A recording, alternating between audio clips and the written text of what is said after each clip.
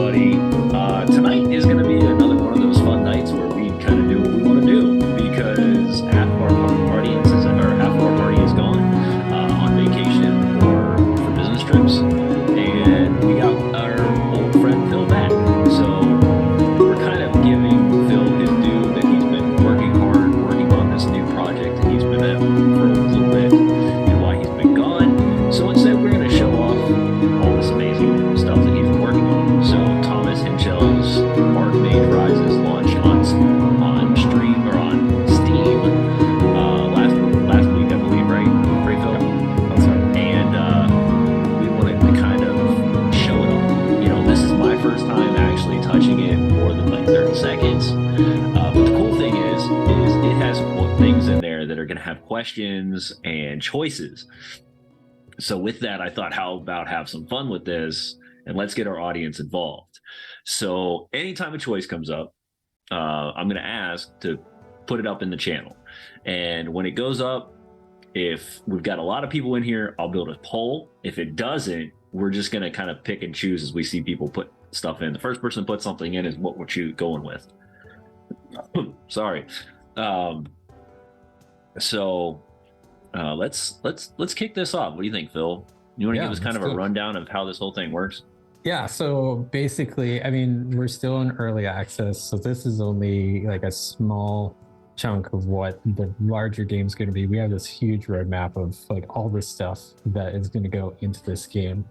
And what's cool about it is like the vision of this is basically that this game is going to act like your dungeon master. So it's like a tabletop role-playing game. He's designed it that way that it kind of gives that feel. And a lot of the people who have been playing it in early access have said the same thing. It's like, this is the closest thing to solo D&D that you can get. Yeah. And so that's kind of the idea is like, you know, you run through, you create your character. We've got this whole like narrative process in terms of creating your character versus just like pick and choosing your stats that you want to bump up and that kind of thing. So it just immerses you right away. And then you get put into this world that in the end, once everything's all together and all the development's done, is supposed to react to how you react in the world. It's a simulation. So it's like, you know, the more you steal, the more the NPCs will be aware of you. Like your wanted rating will go up, and eventually they might send bounty hunters after you if you're evil, or you can go the reverse and be the good guy, the good mage, and kind of try to rid the world of evil. Right. Or you can be evil and destroy whole towns, and like it's so open-ended in what you can do. And so what I'm hoping for is not only is this a way to, you know, simulate some things, but what I'm hoping this is going to do is for game masters and people who are playing this is it's springing that idea bank, right? It's growing. It's growing what your knowledge base is. It's giving you new ideas, seeing how they might react on these ideas, and you know, maybe we're going to come up with new stuff that is not even in there. So I'm pretty excited to at least try it out. When I say I tried it out, but I really didn't. So I'm going to try it out tonight with everybody on here. So let's get this on together.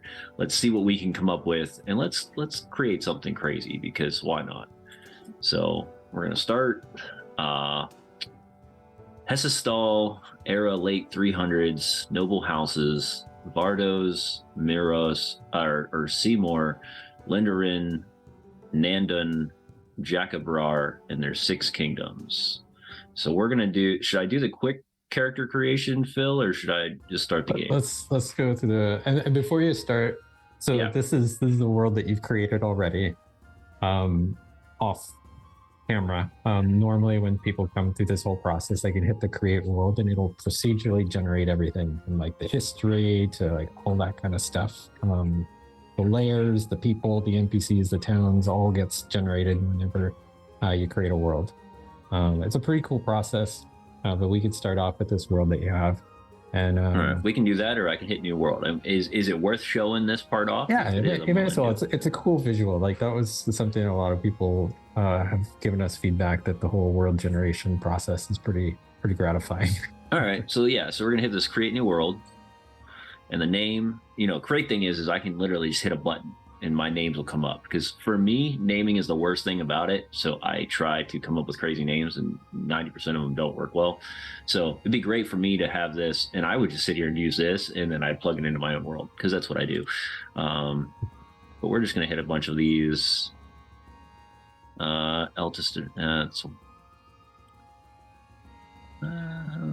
we go. We'll do some sort of like Norse feel.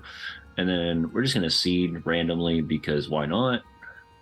It's normal size, type continents. Now I'm guessing these things will open up as things get built, correct?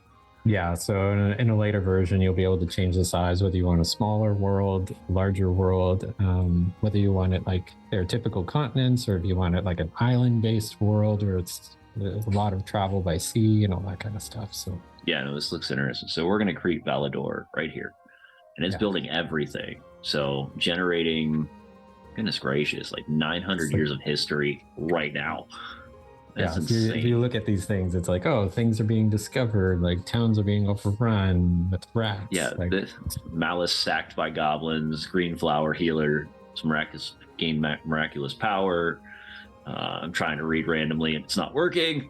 Axbridge holds the first Cherry Festival. Lanolin erects a magic shield. All right, so we created history. 123,243 unique people, 47 unique towns, 43 unique layers, 6 unique great people, and 8 unique great artifacts. All right, so Valador, late 300s, noble houses, 5 kingdoms, a generation ago. So this is where, since my voice is shot tonight, we're going to do the radio voice, because I get to actually talk like this right now. So a generation ago, the mages of Valador reached an uneasy peace with the noble houses and formed the Conclave, a faction of schematics calling themselves the Free Mages, separated from the Conclave, but their rebellions had recently been driven underground, and now these renegades are hunted by mages and nobles alike. Ooh, I'm excited. That sounded good to me. I didn't have to do anything. All right, so I'm just starting the game, right? We're not going to do quick character generation. We're going to work this thing out. So we're going to start the game. Wow, look at the artwork. I'm already sold. Like the artwork, the insta breakdown. I'm curious, and I'm asking this because my own curiosity has been spiked. But is this AI generated, or is this just procedural generation based on the amount of stuff that you guys have put into it? So it's all procedural based on the stuff that we put in it. Yeah. I'm better with that, because in all honesty, I think AI kind of just gyps out on some of the really good choice things that people can create without having to have a computer do it for you. Yeah, it can be a little wonky, and it's hard to game design around something that can be very unpredictable. Right. And so we have thought about it and talked about, like, could we add in AI in the future? And that's a definite possibility. We're keeping our eyes on it, but I don't think it's quite there yet. Don't think it's there yet. Yeah.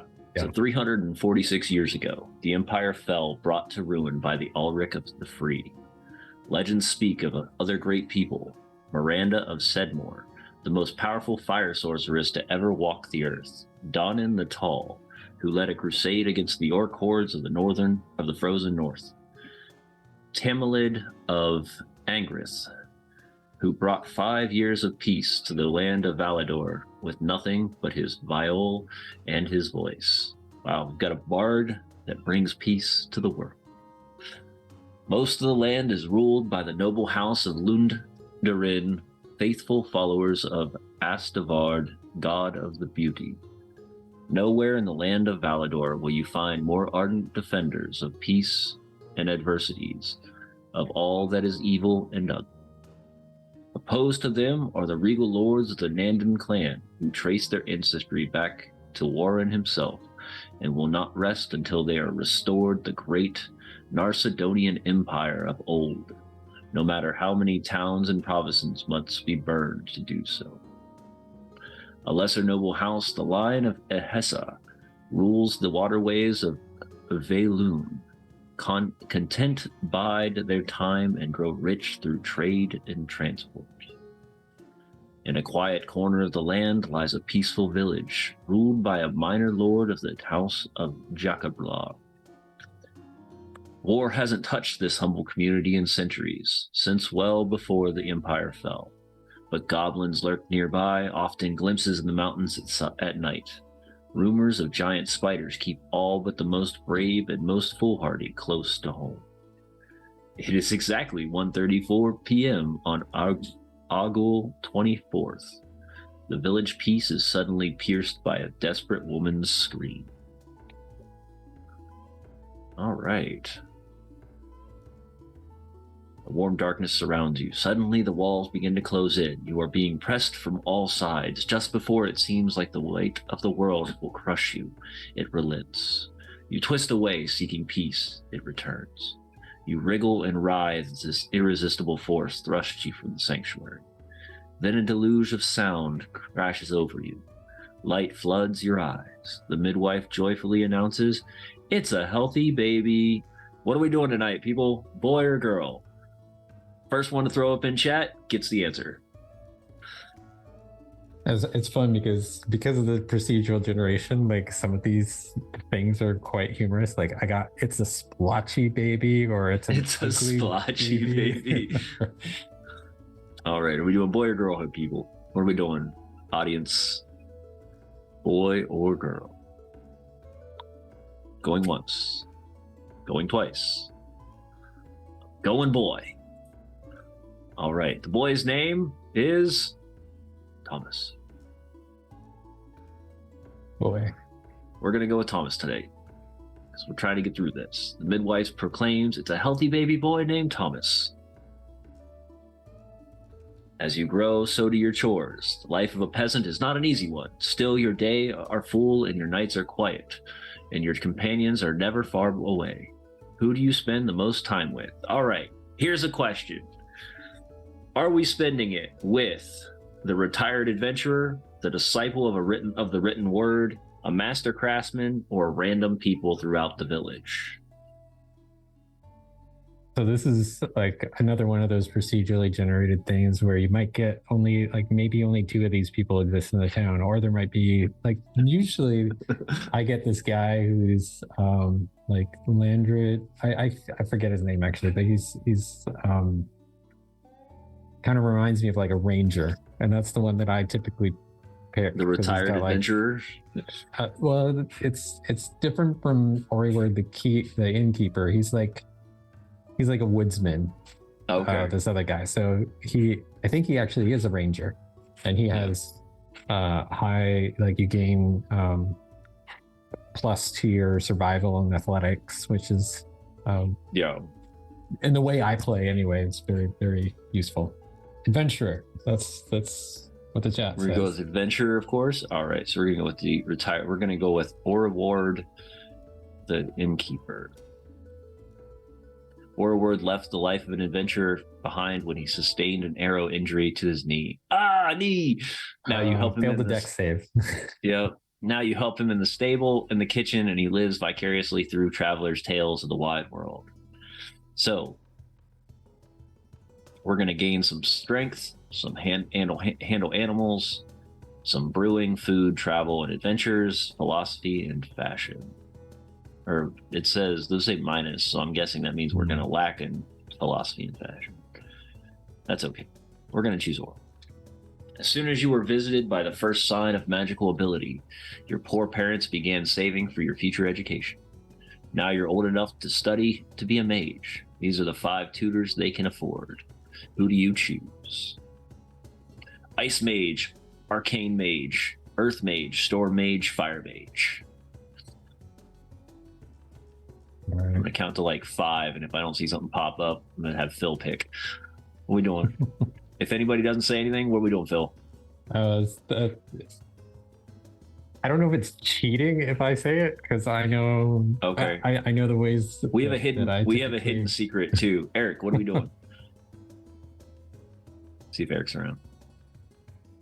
Ice Mage, got it. We're going Ice Mage. Ice Mage Gilbert gained 500 experience in Ice Magic. A murmur of shuffling feet, rustling parchment, and quiet conversation fills the chapter house lecture hall as you look for a seat. An older student taps you on the shoulder and wordlessly points you to the front row. The room is already falling silence, so you move quickly, hurrying to the last empty seat in the front along the strange new faces flickering in lamplight. Full of hope and fear, you take your place just in time. Your teacher is here. Year All right, one. So we got Arcane in the chat. So the next decision we have that Arcane is a choice, then we should pick that. See, this is the nice thing about having Phil here. He already knows the basics. It was a bit of a delay, but yeah. He's been done this minute. All right, Gilbert practically bounds to the front of the class, raven hair flying. He takes in all of you at once with a single swift piercing gaze, and then even before his silver robes have ceased to swirl, he begins to speak. I'm pleased to see how many of you have come back for more. Mostly one or two of you I could have done without. Those of you who are joining us for the first time, take note. You will learn fast or not at all. I never say anything twice. Let us begin. As your teacher addresses those assembled, you learn that the three other new students are named Albin, Jeffrey, and Gerald. These will be your constant companions for the year ahead. You will shape each other in countless ways, and for better or for worse, this relationship will forge for a lifetime. The worst has come to pass. Well, the cool thing that's happening here, cool thing that happens here. So for those of you who are watching, and for you, James, because you haven't played this yet. Yeah, no. As you go through this character creation process, it puts you in these situations where you actually have to make a choice, kind of like those old choose your own adventure books. Yeah. And so based on your choices, you're going to build your character. So it's like, you might get a certain spell based on a choice you make, or XP in a certain magic class or school. But it also will affect your relationships with the students. So these students are actually going to be NPCs who exist in the world somewhere. And depending on how you treat them, they will remember that the next time that you go and interact with them. So if one of them ends up at the head of a conclave and you've spent all your time being enemies at school, then they're not going to treat you very kindly once you run into them. So it's just something. All right. Something to remember, everybody. Well, yeah. The worst has come to pass. Your teacher has assigned you and your classmates a group project. You agree to vote on the topic, but your three companions have all different ideas and very strong opinions of which one you should pursue. All right. After an hour of pacing and arguing, they look to you to cast the deciding vote. So which one are we deciding? Are we going with Albin's idea, which will gain us animal handling, Gerald's idea, which will gain us 500 experience in arcane magic, or Jeffrey's idea, which will gain us a new spell of acid blast?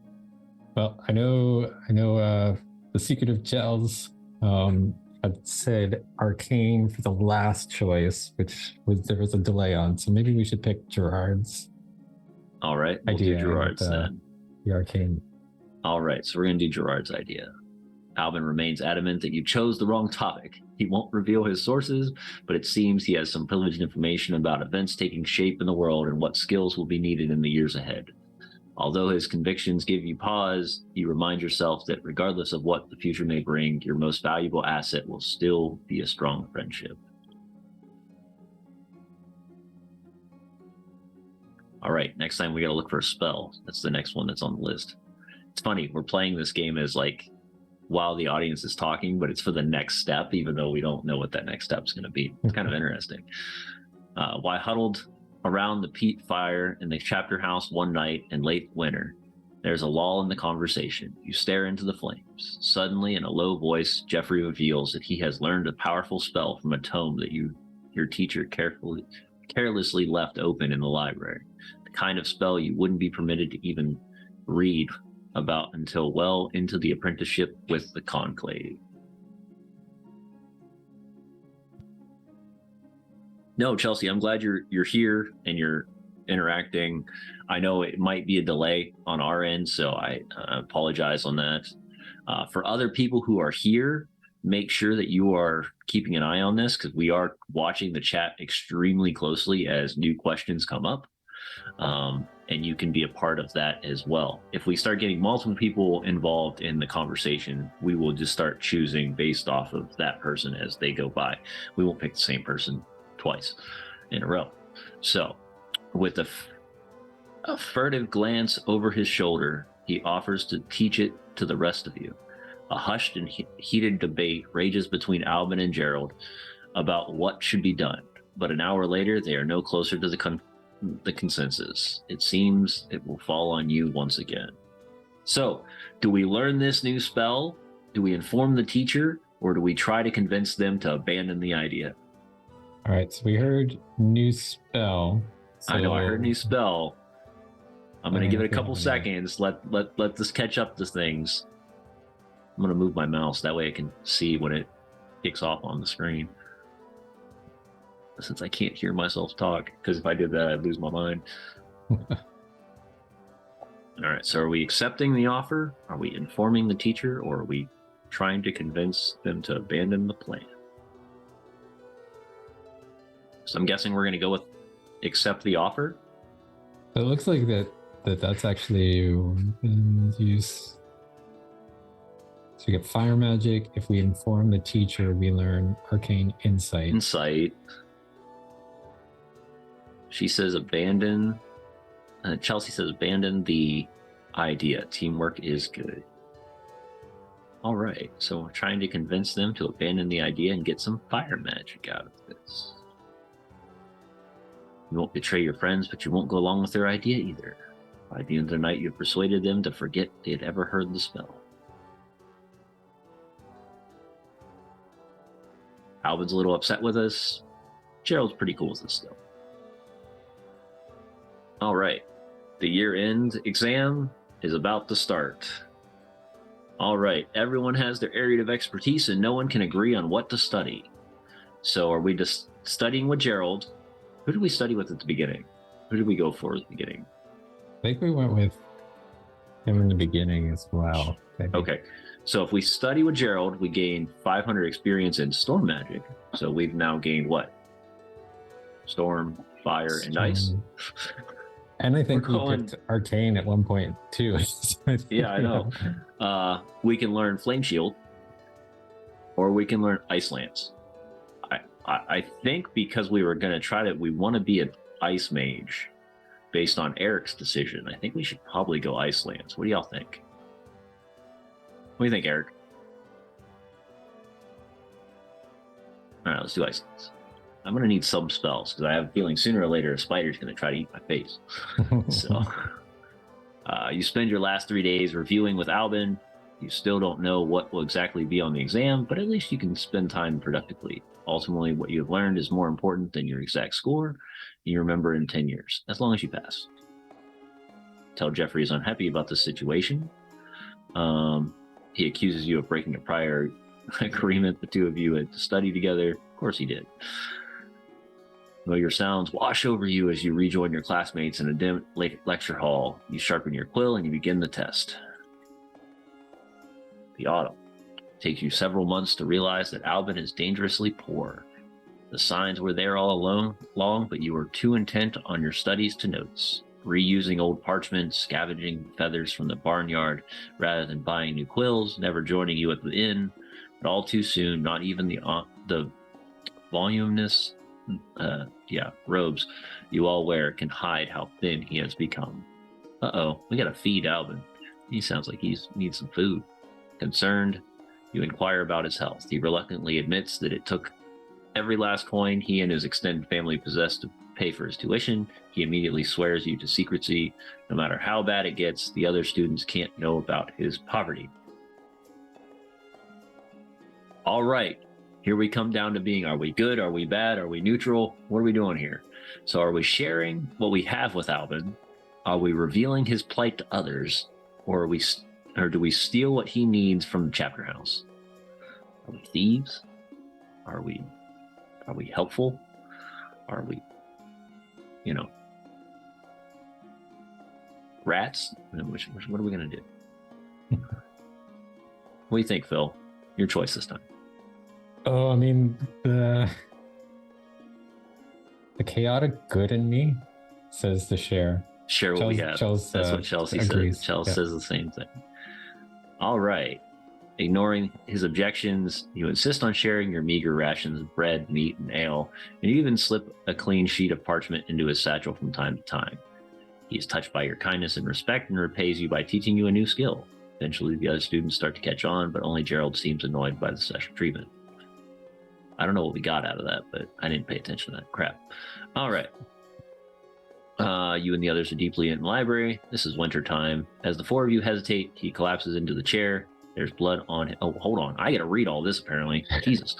All right. You and the others are deep in the library one night, and the winter wind is blowing a gale, so you almost don't hear the pounding on the chapter house door. A stranger stumbles in, hooded and cloaked, and demands to see the chapter master.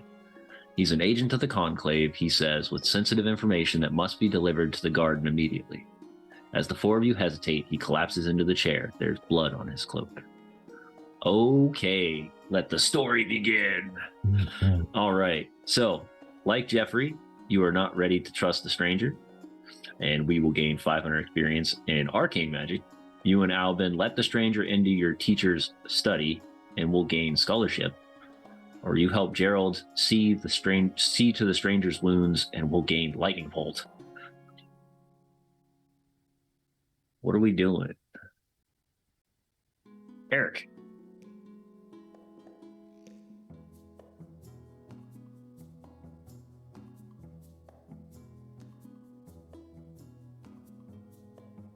Rude.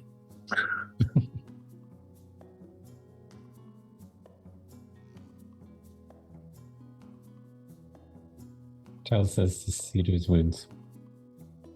We're trusting the stranger, option 2. So you and Albin are going to let the stranger into the teacher's study? All right. Chaos. Only you. All right.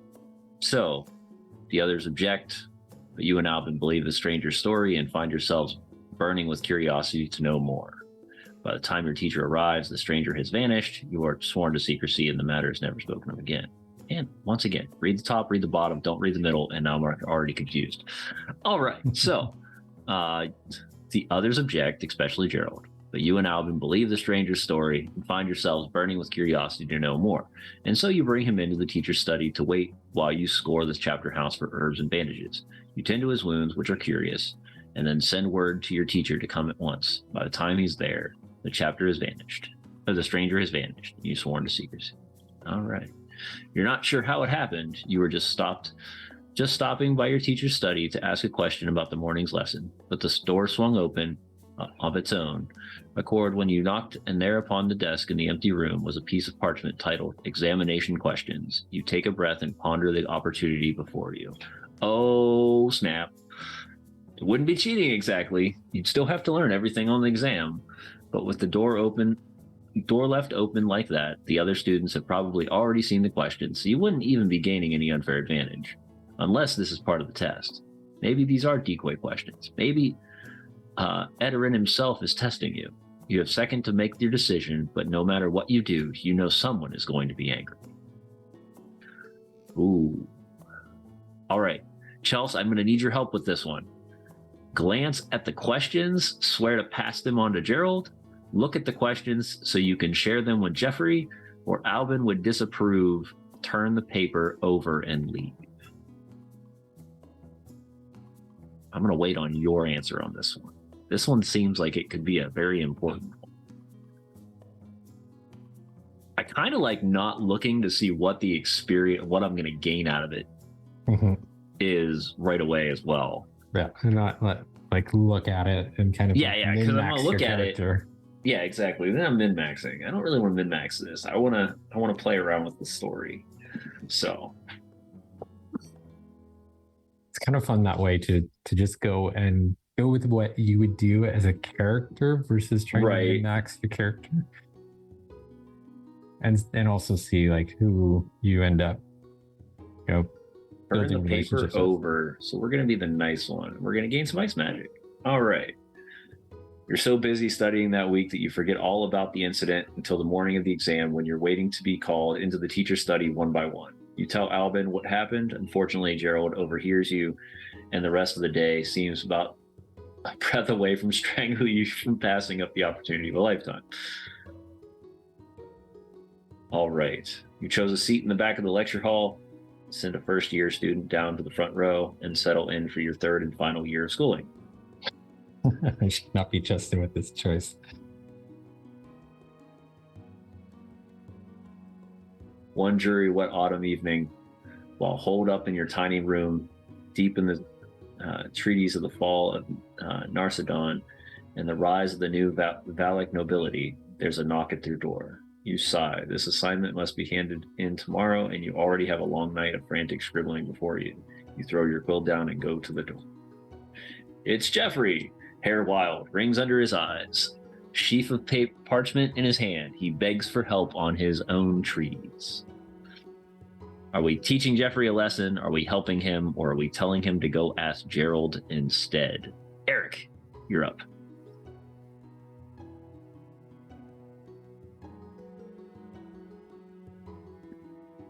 Good option here. We're kind of going by it with the understanding of the character. We're gonna teach him a lesson. Teach Jeffrey a lesson. All right. I don't even know what's our relationship with Jeffrey at this point. I haven't been. We're like crushing Jeffrey's relationship. Like he's gonna hate us. Albin and Gerald were probably pretty good with. Jeffrey's gonna hate us. Yeah, we're creating our own arch enemy right here. Very displeased in the morning it being set at Wild Goose Chase. What's the Slytherin equivalent? Draco Malfoy? He's like our Draco Malfoy. We're creating Draco Malfoy right now. Yeah, not to mention this made Geraldine laugh too. So yeah, we're definitely building a Draco Malfoy right now.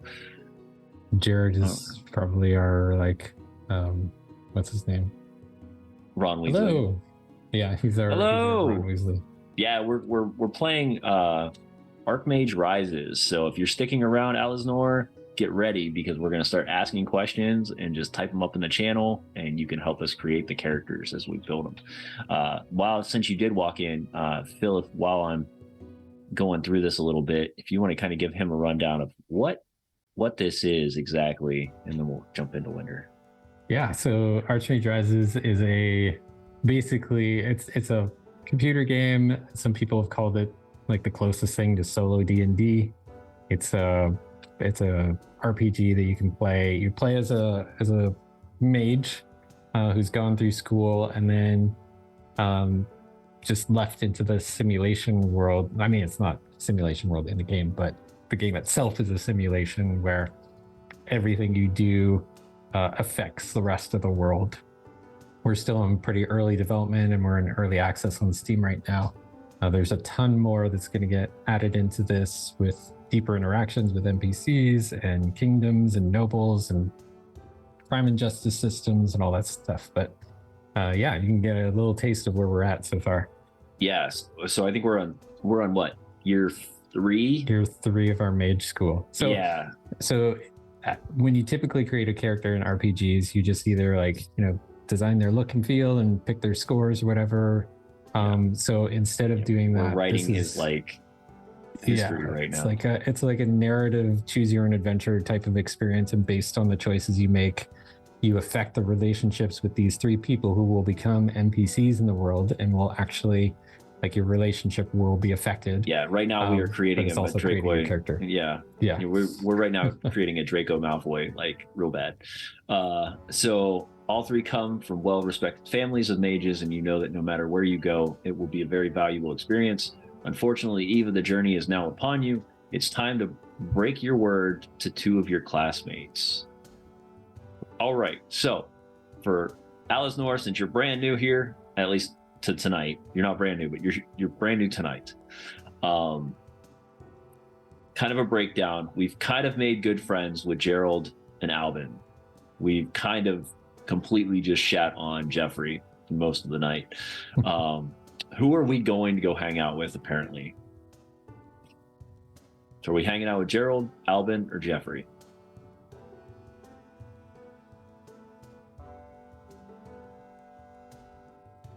Gerald. All right.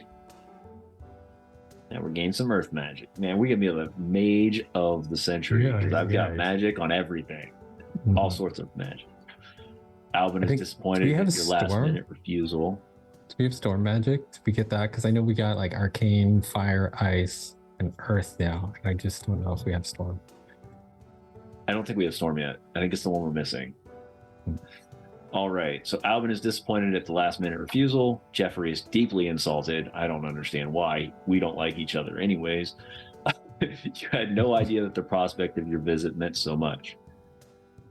It's maybe too late to repair that relationship, but at least the next week that you spend with Gerald and his family is relaxing and rewarding. You have entered the last week of the school. It is quickly becoming clear that there are simply not enough hours of the day and not enough days in the week to prepare fully for what you're ready for. All right. So, near the end of the second day of studying, your eyes bleary and candle a mere puddle on the desk. You come across the reference of an elixir that the secretive Idrian lore masters use to distill in preparation for a period of ritual. What? Catechesis, said to sharpen the mind and drive away sleep. Dude, it's Ambien or Adderall, one of the two. The account is cryptic, but with a little help, you think this might be able to recreate that. You might be able to recreate the potion. So, who are we asking for help then? So, Alvin and Gerald, like I said, like them help. What's that? You're making like the mage version of Red Bull. Yeah, we're making magic Red Bull. I don't think it. I mean, sadly, just because of how we built this, I don't think I would trust Jeffrey. He might poison me. Chelsea, who are we? Chelsea, who are we choosing? Albin, Gerald, or Jeffrey? Do we take Albin? I see Albin first. We're gonna go with Albin this time.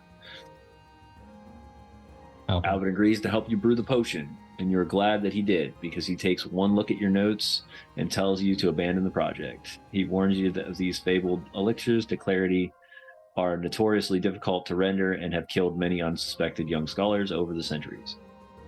Yikes. Well, we didn't kill ourselves right off the bat, so there's that. Is that a possibility? Can you actually kill yourself before you even start the game? Nope. Oh, darn. No, as far as I know. Kind of funny. That would be interesting. Like, yep, restart. Wait, what? We got expelled. Mere days before swearing the 9-point oath and joining the conclave as apprentice mage, the chapter master informs you that due to circumstances outside of his control, you have been unjustly expelled. Your teacher is sympathetic to your plight, but someone of high rank within the conclave has taken a dislike to you, and your magic career is nothing more than a rapidly dwindling dream from which you are untimely awoken. What do you take with you as you prepare to depart? Wow, we went from mage to peon. Let's do this. All right, so are we taking a bow, a sword, or a hatchet? A bow, a sword, or a hatchet?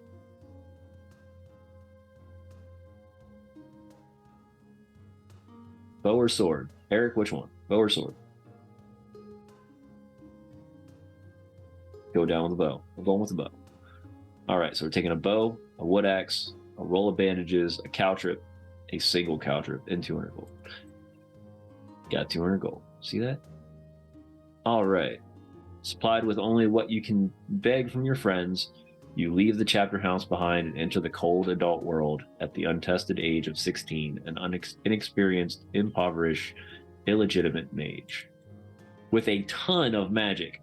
Like, y'all didn't notice it. We gained 500 experience on almost every magic other than Storm. I don't know if that's helpful yet, but we'll figure it out.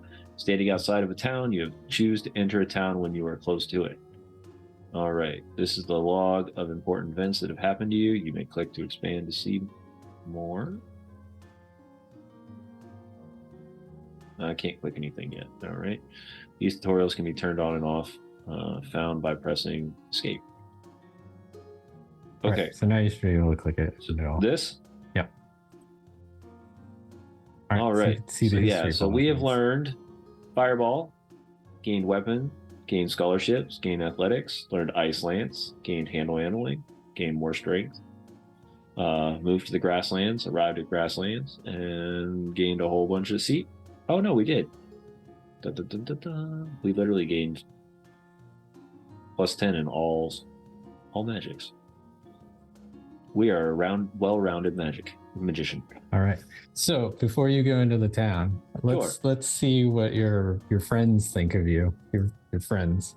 Okay. You click the little heart on the bottom of the screen. Heart in the bottom of the screen. Yeah, this is your relationship window. So Gerard approves of you. Albin likes you, and Jeffrey dislikes. So he's not as like, I had one person who just loathed me by the end of you. I mean, we're closing in if you look at it. Yeah. Yeah, we're closing in on Jeffrey right now. And then I don't know who Thomas Piffin is, but so I guess that's you, I think. Oh yeah, I'm Thomas, that's right. You're ambivalent to him, but he I'm dislikes ambivalent to him. But I'm ambivalent apparently to everyone. So you're not a super close. Right? I was gonna say the same thing. So another thing that's kind of cool is like all the NPC portraits are also procedurally generated. So okay, like the hair, the whatever, but they also age. So as you keep playing, then you'll start to see them age. They'll grow wrinkles. They'll get gray hair and all that kind of stuff. Oh, really? Like you'll start seeing them actually age? Yeah, in their portraits. Oh, that's crazy. All right, cool. All right, so since I have a legitimate like master at this game who can show me how the heck to do stuff, so first thing I need to do is enter the town. First thing you want to do is you're going to want to actually use all that XP. So a lot of people they'll start the game and they'll just play, like right now you got fire and ice. Yeah. But you can actually go in and buy spells and invest in the power of these spells. So if you click on your character sheet, which is the little this one? The one next to it, the one with the head. Yeah. Oh, the person? And then you go over to the research tab. You'll see that you have experience in these. So now you can actually go in and buy extra spells with the XP that you have. So like I have 1,000 XP. Invest. Yeah, so you can buy like Ice Shield if you want to. You can click on that and gain like permanent power in that, so that your spells will be stronger and that kind of thing. So generate a frozen packet of air which suddenly sucks in surrounding. What's AP? Oh, I'm guessing that's it's like the action points it costs. So it's not letting me click on anything. Oh, so I'd have to buy that for that. Otherwise, it doesn't look like I can upgrade this. So you have Ice Lance. So if you click on the icon on the far left where it has a 10 underneath it. This one?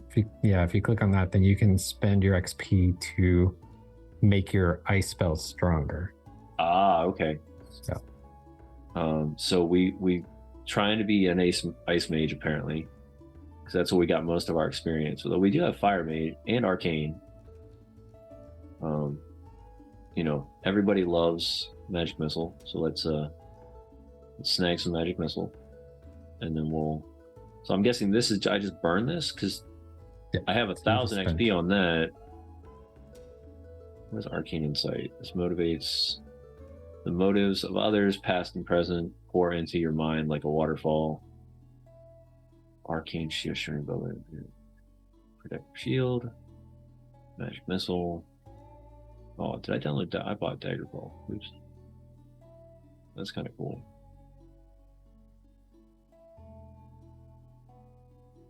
Yeah, no, I guess, we'll buy that one too. And then we'll do upgrade that. Upgrade that, and we'll upgrade that. Alright, cool. We got some magic missile. I don't know why, but I figured that light's probably a good thing to have. Alright. I'm not gonna worry about fireball just yet, even though I probably should. What's frostbite do? Ice ethereal jaws materialize, scream, and bite each combatant. That sounds cool. Let's go, since, Ice Mage seems to be the kicker right now for us. Let's just, since I just maxed out that, we'll just max the heck out of this one. All right, so we're an Ice Mage. I'm guessing as the game grows, it's going to be a little easier to, you might be able to double, like if you click and then you add multiple at the same time type things instead of double clicking everything. Yep. Okay, so did my research. I don't. And not really there'll worried be about more spells. We already have, I think, 60 or close to 60 spells. Okay. We removed some of them because we redid how we do combat, and that required a lot of balancing of the spells. So we temporarily removed them, but they'll be added back in as we go along. I think we're planning to try to add in new spells every week, or re-add them back in. So there'll be more to choose from. All right. I got reading speed. I can read faster if I want to. That's crazy. All right, cool. So we gained a bunch of spells. All right, now what? Now, if you want, you can enter the town and see. Now we're gonna enter the town. Every town in Valador is unique. Its buildings are based on geography, access to resources, citizen skills, and leadership choices made by the Lord Mayor over time. You travel in town by selecting a building. Some towns have walls. If so, you may only enter through the gate when it is open and by paying a gate fee. Towns without walls allow you to come and go as you please. Obey their laws when inside the town. No theft, murder, or magic, or your wanted status will increase and could lead to imprisonment. The inn contains local news and lists any citizens with available quests, or feel free to explore the rest of the town. When you're ready to leave the town, hit the map. Must leave the town, then you can travel with the map. For towns with walls, you first must leave the town. All right. So, this is the office of Alice Maduk. Market, the graveyard, the well, the inn, the armor, the conclave chapter, healers, the outfitter, and the weaponsmith. And this, I'm guessing, is all the little buildings. That's pretty cool. So all the NPCs, the towns, what their needs are, everything's all procedurally generated. So, you can become. And the cool thing about the game is because it's going to be so open-ended, you can decide what kind of career path you want to do. Like, do you want to be a hero who does quests, like kind of the traditional route, or do you want to be a traveling merchant and going and buying stuff from this town and going and selling it at a profit at a different town? Oh, that's crazy. Do you just want to go and mine resources and then sell those? Do you want to like craft with stuff and then sell your crafts and your wares? Like, you can pretty much become like there's a lot of different avenues. You don't have to be set in stone. It's not a linear path. Right. It's truly like an open box. All right, so we're going to the town center first. This is the person who manages this building. Each person in Valador is unique. Their own age, look, skills, goals, families, emotions. They have a life. They live outside of interacting with you. You can conduct business with them or build your relationship with them through the talk menu. People remember what you say and how you treat them. Your relationship with this person is tracked with this bar. Examining the tunic. She gets up. What can I do for you today? All right, so we've got some symbols. It says, what services do you offer? Do you have any work for me? Do we want to compliment, flatter, or chat with them? I'm going to see what we can get some information first so we can, or get some work in us so we can try some stuff out. Depends. How would you describe your relationship with the Conclave? Do we like the Conclave? Do we not like the Conclave? I have a feeling even if we don't like the Conclave, we kind of need to lie at this point. Well, technically, you're expelled from the Conclave school, so You're I don't know. right. So I'm curious, and this is something that I know maybe people have asked, but do you always get expelled? At this point, I think everything leads to being expelled, but we've requested from our lead writer Nolan to write a couple of scenarios where you don't get expelled, because I know a lot of role players are like, hey, I didn't do anything to be expelled, and all of a sudden I'm expelled, and that's unjust. No, so because it's not your choice, you know? Yeah, so we want to make sure that there's a lot of different options from the pool that the game can pick from on why you left the school. Like, did you finish? Did you leave out of your own choice? Did you, for some reason, have to go because of, I don't know, some other important, urgent matter, or Right. expelled? All right. So what is our relationship with the Conclave? Are we good with them, or are we bad with them?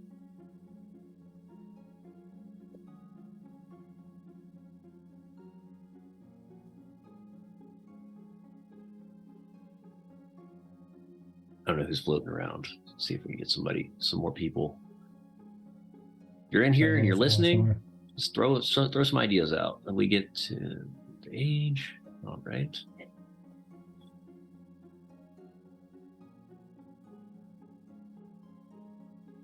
You say bad if nobody answers? All right. I mean, you're right. And you won't mind doing a bit of prying for me. Oh, there we go. Nothing egregious, just a looking and listening, followed by a little running back here to fill me in. I'm not allowed in the chapter house, you see, and I need to know why they haven't dealt with this band of skeletons that's haunting the countryside. Are you up for it? I mean, sure, why not? Your loyalty will be remembered.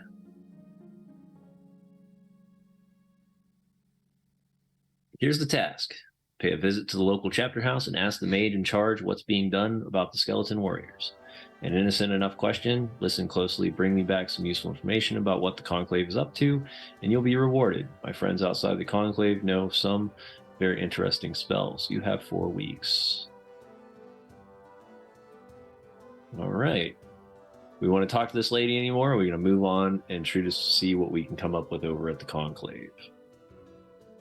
I think in order to make this exciting venture online on the stream, let's hop out of here and let's go check and see what we can come up with the Conclave. All right. So in Silverkeep is the town we're in, right? Yep. That's how this works. Yep. This tells me that what's 65 mean? Is that like there's 65 people in the military in here? Yep. Okay. So 65. There's a 5% unrest in the town. Population is 249, or is that 2490? It's a good question. That space is throwing me off. I'll have to ask the UI designer. I think it's 249. 20. But actually, it might make more sense if it was 2490, because if you got 65 in the military, yeah, that would be like a military town if it was more than that. Yeah. Your reputation, or the so reputation. what does economy 9 destitute mean? Does that mean it's a very low economy? Yeah. So okay, it's not a very economical place at the moment. Yeah. Well, it's probably because there's a giant, there's a spider kingdom going on outside, or not a spider, a skeleton kingdom going on outside, is what it sounds like. All right, let's go to the chapter house. Do we just blurt it out immediately, or do we want to kind of soften the blow? What do you think, Eric? What?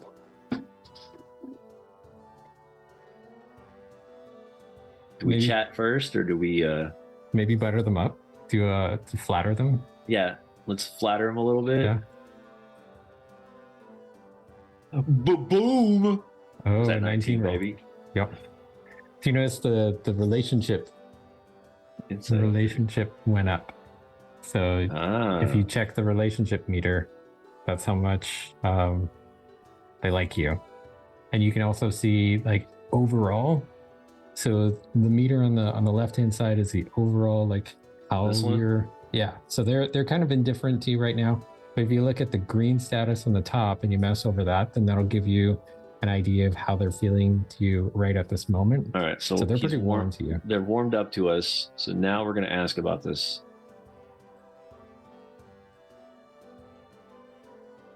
All right. Yes, rend them. We've already got our hands full with these faithless renegades opening up every spell book they can find, whether banned or not. And now I get word that they've infiltrated one of our chapter houses. I don't have time to deal with a bunch of mucking skeletons. Sounds like a mess. Forgive me. It's been weighing on my mind, as you can see. On top of all that, the mayor keeps trying to pry into Conclave business. I know she's up to something, but she's too suspicious of mages for any of us to get close enough to find out what.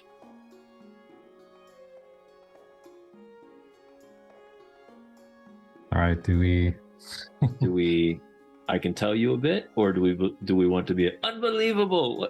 Want me to keep an eye on her? Inconceivable.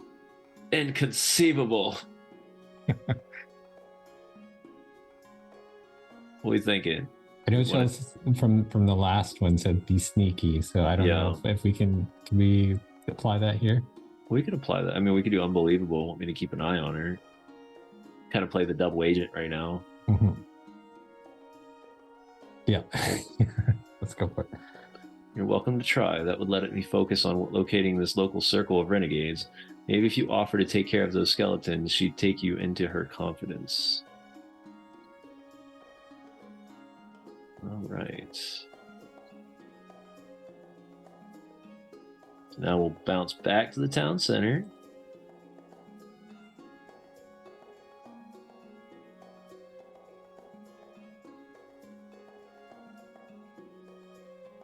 And then we're going to rat them out. Just any chapter house, our chapter house, right under their noses. Thank you for this information. I will warn our friends to be cautious. Now I have a spell book here on my desk. A generous gift from the free mages. If you can finish this job and kill the skeletons for me, it's yours. All right. Do we want to have a chat with her at the same time, or compliment her, or do we want to just leave? What are you thinking? We just move on? What are you thinking, Phil? Let's compliment. Let's we got to butter up everybody and try to butter everybody up. And the same to you. Look at that. Now we got a friendly person. And we'll chat. Since she's being friendly. See if it does anything extra.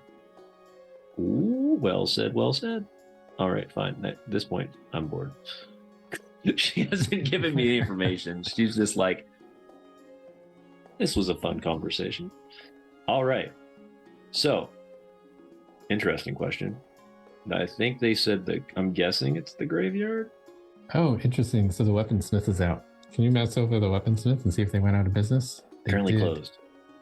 They went out of business. Oh, that's interesting. So in the time that we had spent visiting the conclave and whatnot, this owner either died or just abandoned the business, closed up shop. Yeah, it says closed and abandoned by previous owner. Does that mean I can go to this? So it's currently closed. You won't be able to get in, but at some point in the future, we're going to develop it so that someone else will eventually take over that shop, or you may be able to buy it up later on. Yeah. So when they said, so do I have to leave the town to go fight the skeletons, or are they in the graveyard? So you leave the town. So they'll be outdoors somewhere. So we got to track them down. All right. So we're going to leave the town. All right. So now what do I do? So you can just hit the leave button. Leave. There. Yeah. Okay. Travel. Each hex is a separate location that could contain resources, monster tracks, a town, a dungeon, or other secrets. Move around the map by clicking on the hexes. Traveling to a new location will take you time. If you place particularly hot or cold, it may also cost you stamina. Beware, you will come across unfriendly patrols in your travels. If you cross paths, you'll have the option to fight, flee, or even follow them back to their lair. All right, what's this bubble? It's a body of water.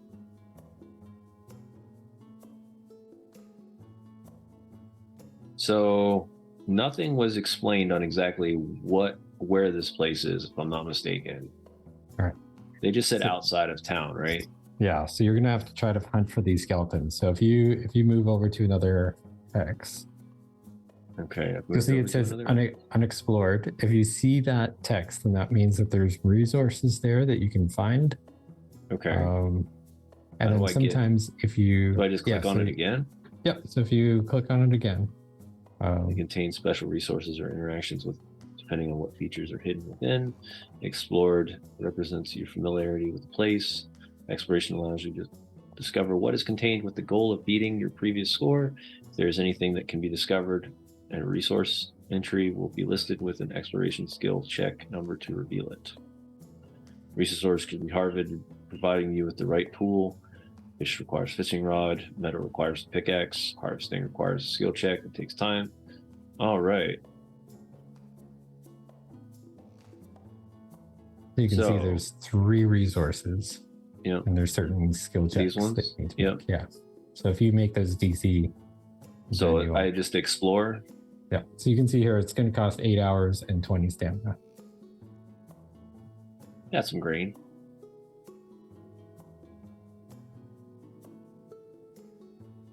Actions like exploring. If you reach 0, you cannot cast and will likely die. This is the calendar. Time passes with every choice you make. The world will simulate as time passes. Children will be born. People will die of natural causes. Monster layers will multiply.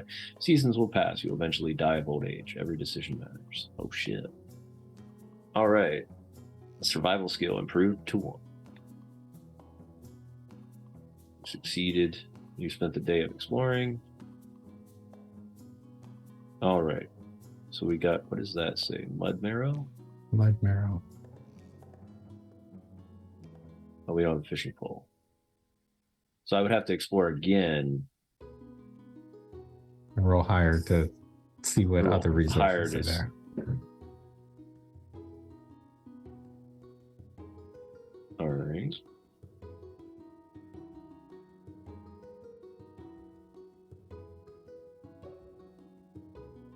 Okay, so you uncovered gray marrow. Same thing, I'm guessing. I'm guessing that's what fishing is for? Yep. So I'm guessing those are both fish? Yep. Well, that's useless. All right, so we're going to leave. And then I've got to decide where I'm going next, right? Yep.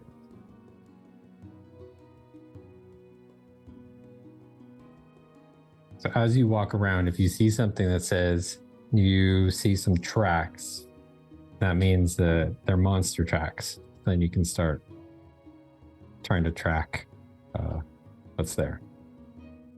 That says hill hidden. What does that mean?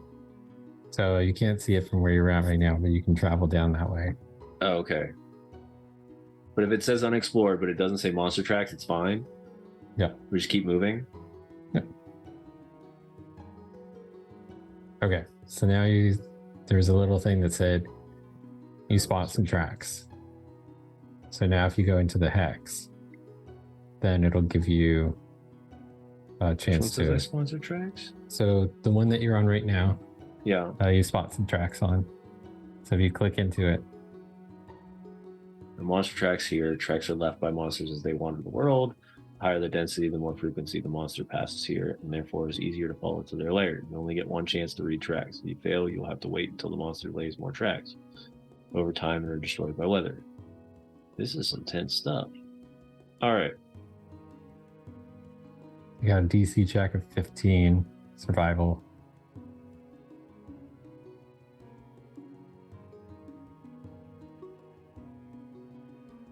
Nope. Oh.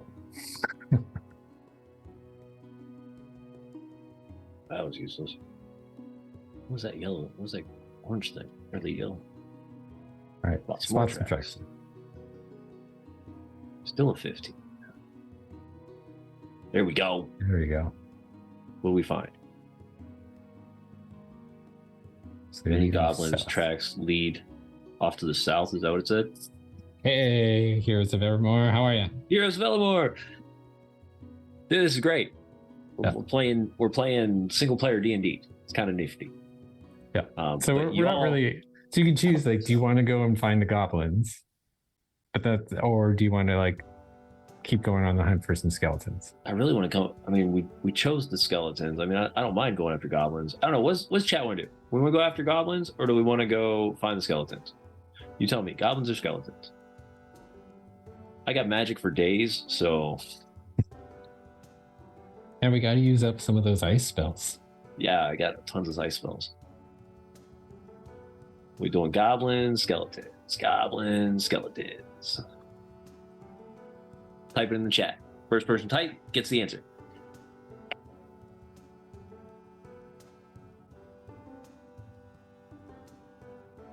This would be really fun if we had like an absolute ton of people in the chat room just pinging ideas left and right. It'd be great. Like the last time I ran this on Orchid's channel, it was like Goblins. So many.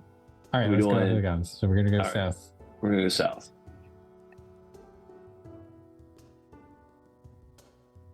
More goblin tracks. Still south. Just really. Just made it. All right, good. Dense goblin tracks lead off to the southeast. All right, so that's this way. More goblin tracks. Mysterious cave. Ruins with signs of goblins. The minimap shows you currently located in the center and explored locations around you. We're in a dungeon. Pressing M or Tab brings up a larger map with everything that you've explored so far. Clicking on objects to interact with them, anything that is interactable will highlight in yellow when you hover over it, but watch out for traps. Traps are extremely dangerous. Of course they are. Wherever you are, you always face north. Click and drag to look around the room, potentially uncovering doors or bookshelves hidden from view. Spells help to overcome challenges like climbing and swimming. Kind of. To cast a spell, click it to the right, use the slider to determine the effect put on into the spell. More effort equals more effect. Put it on higher mana, click cast. The spell Arcane Insight will tell you if there are traps. Cast it, and anything in the room which is trapped will highlight in red. You're underground and require light to explore. Use a torch from inventory or cast light now. So we got a Hydrate Redemption. Heroes of Evermore. A what? Heroes of Hydrate. Evermore. Yeah. I'm out. I can't. I got a couple drops. We're good. All right. I'm gonna grab a water bottle. I usually have the water bottle every time we ran. Yeah, my water bottle's gone. My wine glass is gone. It's just one of those days, guys. All right. So this is where. So we have a door. On like glue at the same time. And ooh, hello. This is where one of the first like early access thing that comes in is that a lot of the dungeons currently look the same, but in one of our updates in our roadmap we'll be like theming all the different dungeons and adding more puzzles. All right. And all that kind and it of said stuff I'm gonna have to cast light, right? Yeah. Or use a torch. Either one. Or use a torch. So light, if you cast it, it's going to cost you 5 stamina, which you currently have 60, and it's going to light up the room for 10 hours. Yeah, probably enough to. Or I can do a torch, right? How do I get a torch? Yep. So in the bottom right, you'll see there's like a spell book and a satchel. So yeah, I should have I think there's a torch in there. There you go. So it'll last you 8 hours. Did I light it? Awesome. Yep. So now, as you move through the dungeon, you'll be able to. So the stairs will lead you out. Oh. So then you probably want to check the door. Click on doors to navigate through the dungeon. You can also use the arrows. Entry room could be dangerous. You could encounter a patrol of monsters. If the wall behind you has a door on it, a button will appear at the bottom of your screen to allow you to go in that direction. This door, I'm guessing that's that. Yeah. So you can also click the, or if you push down on the Alt key, it'll highlight anything that's interactable. Okay. So if you don't want to like scroll around, you could just use that. We came in that way, I'm guessing. This one. Mm-hmm. You said Alt key. So nothing else is interactable right now. And you can click and drag around because sometimes you'll find like there'll be chests or something hidden in the. Oh, only interactable corners. objects will highlight when you move the cursor over them. Interactable or searchable objects highlight in yellow. Doors, treasure chests, levers, etc. Be careful, however, there are still chances they are trapped. Object outlined in red or trapped objects that you will present you with an opportunity to disarm them first. Will automatically detect simple traps and can detect more elusive ones by casting Arcane Insight. Blue highlighted objects are never trapped and provide points of interest. Okay. And you can also click and drag and look around. Yeah. I can't go behind myself though, right? Like that's just. Yeah. You're kind of like, just imagine yourself. Picture you're standing at the southwest door, just like looking. Yeah. So the bar is covered in a thick layer of dust. Well, that didn't help me. All right. Left, right. East, west, north. Which door are we going through, people? I think there's a south door too. I think you came from the west door. Well, there's something behind us too, right? Mm-hmm. Oh, so that's not the way we came in though. Is this one behind us? Yeah, that just means there's a door going to the south. Ah, okay. Yeah. So if you look at the map, or if you push the M key, or I see up the top. Yeah. So the M key. So we're here. We came in from the west. The west. Okay. Yeah, because these ones are not open yet. All right. We go through the. You know what? I'm just gonna go. Some doors may require you to find a key, use a lever, or brute force to get through. Keys and levers can be found throughout the dungeon, but only the key or lever of the corresponding color will be able to open a particular door. If it all fails, you can bash down a door, but beware the loud sound could draw attention to nearby guards. All right. We're not going to bash down because we use a bow, and that's not smart. We're going to go through the west, or the east. Okay. Came in that way.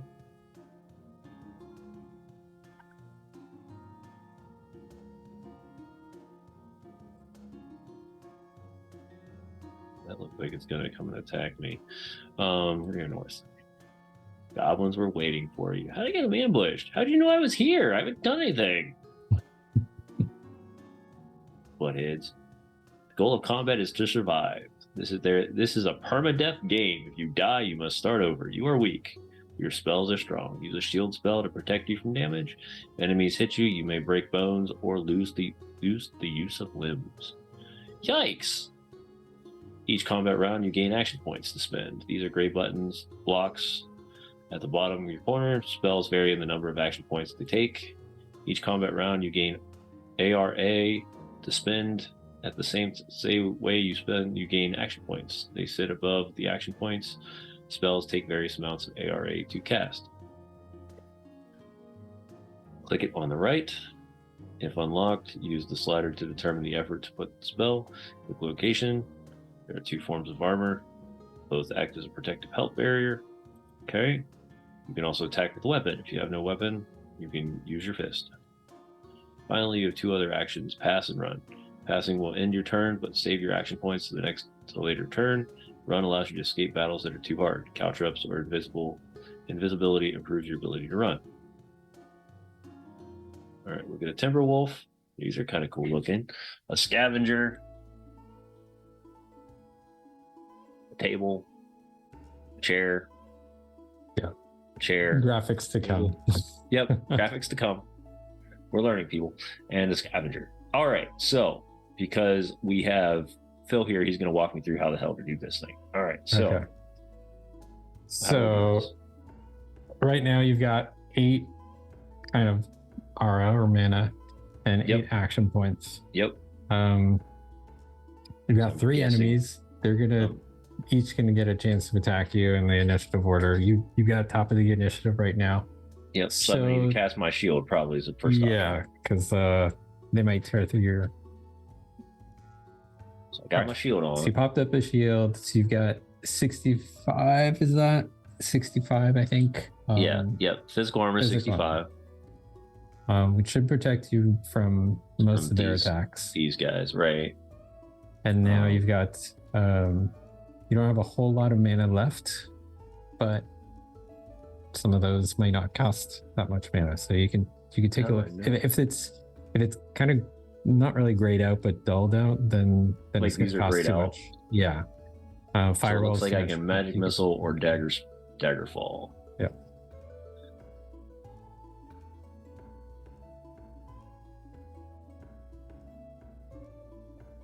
Just shoot him.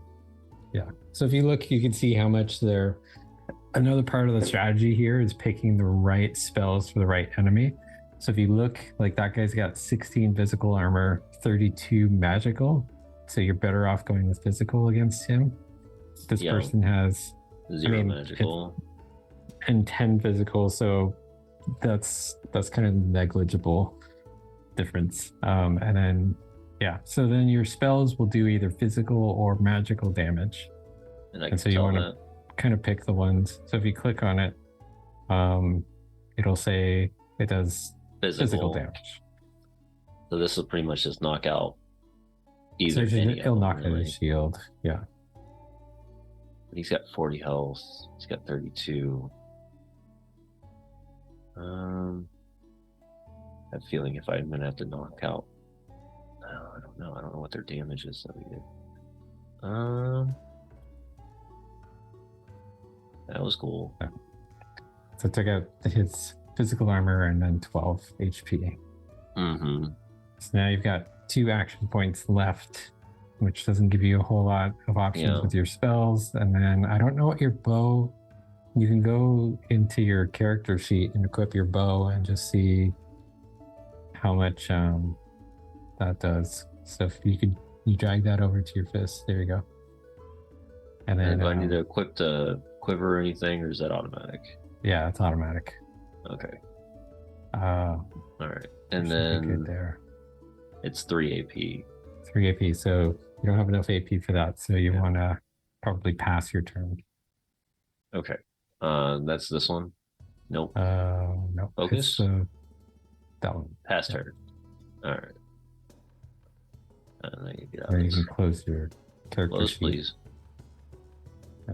Now. All right. Snithead. Conceal on Thomas. What?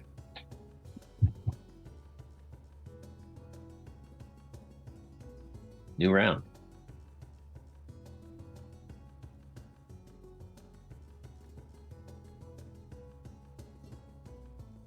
About to light this bitch up.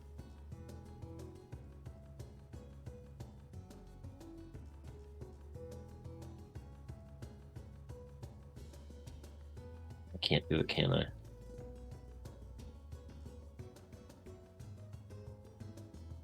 I have to select the monster with this one, don't I?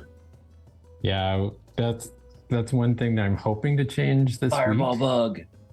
This week I want to do it where you can cast right in the center there. Yeah, that's what I need. Because it shouldn't be blocked by an enemy. You should be able to cast on any spot you can see. So, shoot. It'd be a different story if that was like a big tree and you didn't have line of sight, but you should be able to cast it there. I don't know what I want to use then. I'm gonna have to use ice. I'm gonna use ice or ice lance. It's like that. Yep. That did not help either. All right, cool. Does it let me use it again? Yeah. Oh yeah, we light somebody up. There we go. We get to knock him out this time. Maybe. Can I get one more time? Nope. Can do a magic missile though. You might be able to get him out with Daggerfall. And then that way you may still have AP left to use your bow. Oh, is the Daggerfall? Oh, that's 4. That's okay. Yeah. Oh no. All right, we're just gonna peck you off. Because you hurt. Like, he hurt me last time. How dare you? That's right, you chicken shit. All right. New round. Player turn. 8.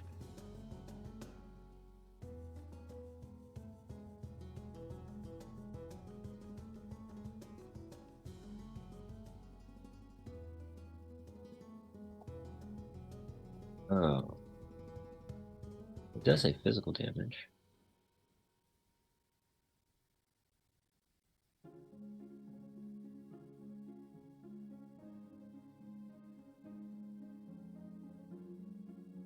Might Damage do 15. magic missile.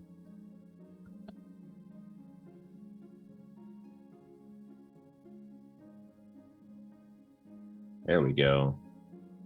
He's gone. What's this conceal thing do? So it makes it harder for you to hit. Like he's got basically a higher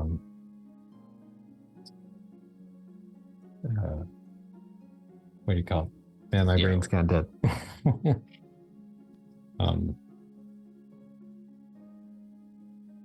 AC. Ooh, got some more ice spells, some arcane, and a purse. Purse containing 140 gold and one. Oh, wait.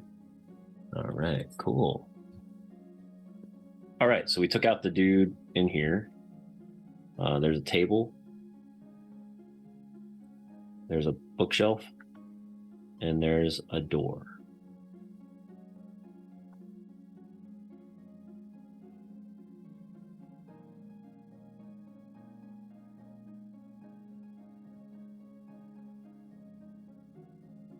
About 25 more. I'm not guessing goblins are super smart, so I'm just guess that hopefully I don't get trapped. Dungeon map. What does that do? That give me the idea of everything?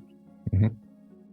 Sweet. So what is this? The rough layout. So it's the type of room, so that would be like a bunk room. Yeah. So these are probably maybe a library. I can't remember. This takes us.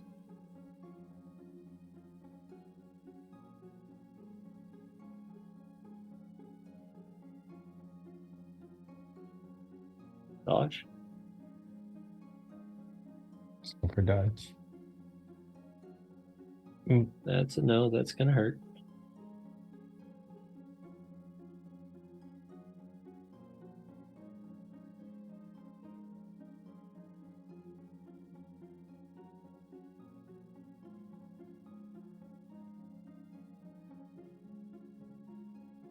Hey, there's a bed right there. Can I sleep on the bed? Mm-hmm. Can I pin this place open and close and sleep here? That's what I would do. Yeah, might be worth it. You're not allowed to do that. All right. So we can go down the doorway. Or we can go check and see this room. I'm really bad about doing this stuff, so I'm just going to keep looking. Oops, wrong button. What's a cloth wrap to? And a climbing kit. All right.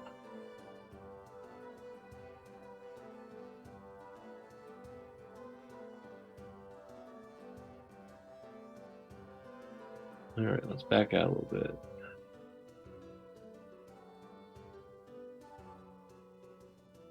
Back out again. Yeah, we're getting some stuff. We did find some stuff. Yeah, we found stuff. Study books to gain power. Books can be studied at the Enclave, in the Enclave chapter house or the Mage Tower. Whenever you complete the book, you gain the book's benefits. Okay, so you can study at the Conclave, but another thing you can do if you want to open up your character sheet. So where it says currently reading, if you hit the little plus button on the right hand side, you can actually pick books that you have. Failures in mystical. Yeah, so if you click accept, now what it's going to do is it's passively reading that book. So like when you're traveling on the road, on the world map, your character is going to be reading it. Oh, nice. And yeah, it's just passive reading. So right now you're going to do 0.6%, I think, a day. Yeah. So eventually you'll read that. Oh yeah. Shoot him in the face. Ooh, nasty spider. Dead Yeah, spider. exactly. Just like in the real world. Yeah, right. I agree.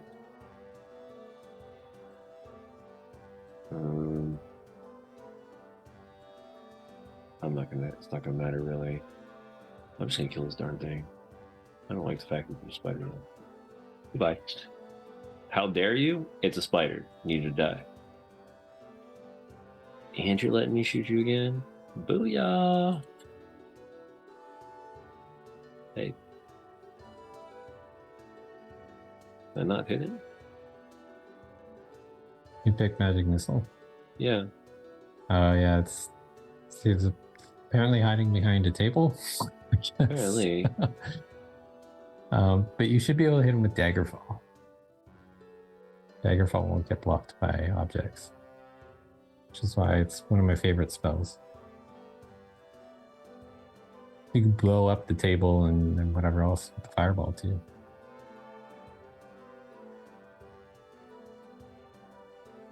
Well, that was cool. The table somehow survived. Survived your fireball. Right? You still took damage, bud. Yeah, I think he's burning. So if you mouse over him, you can see what kind of like buffs or debuffs he has. On him? Yeah. So yeah, he's currently hitting and burning. Yeah, you hiding real well, bro. I'm telling you.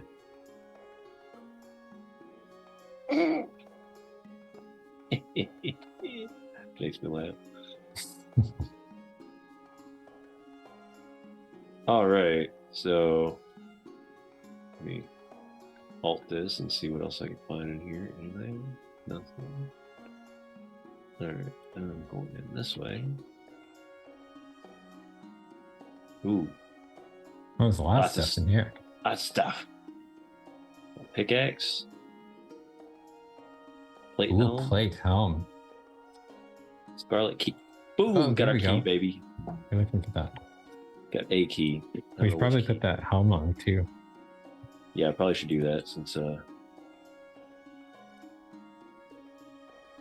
see. Yeah, buddy. Armor. That's on, right? Yeah, I think so. Yeah, we're not wearing that.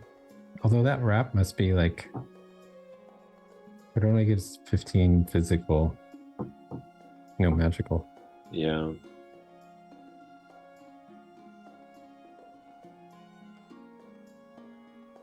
All right.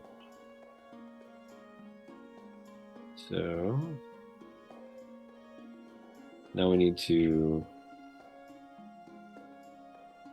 Did not tell me which key it goes where. I think it was the one that goes to the downstairs. If I'm not mistaken.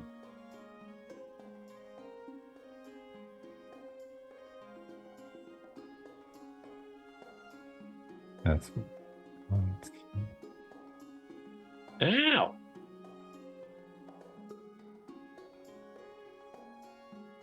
Oh no. Bro. You're not very athletic. Nope. Oh, your health is taking a beating too. By sleeping.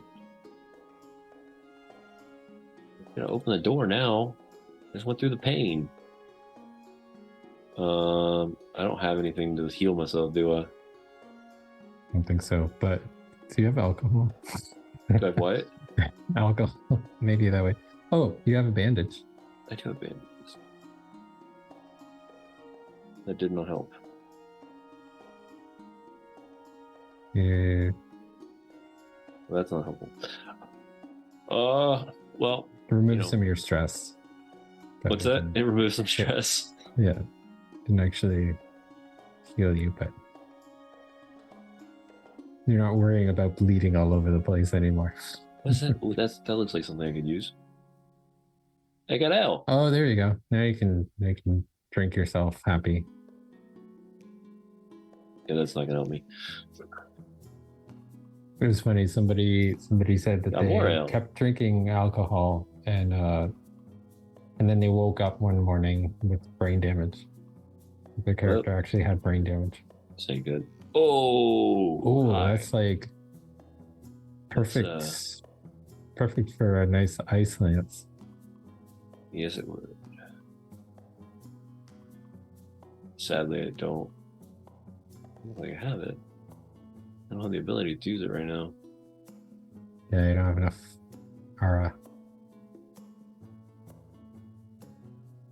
Oh, yeah, that would work. Yep, start with that fight.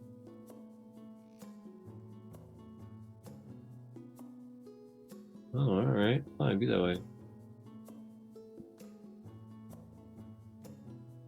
Ooh. Hey, y'all. Whoa. I know. That's not a good sign. That's not a good sign. And I'm dead.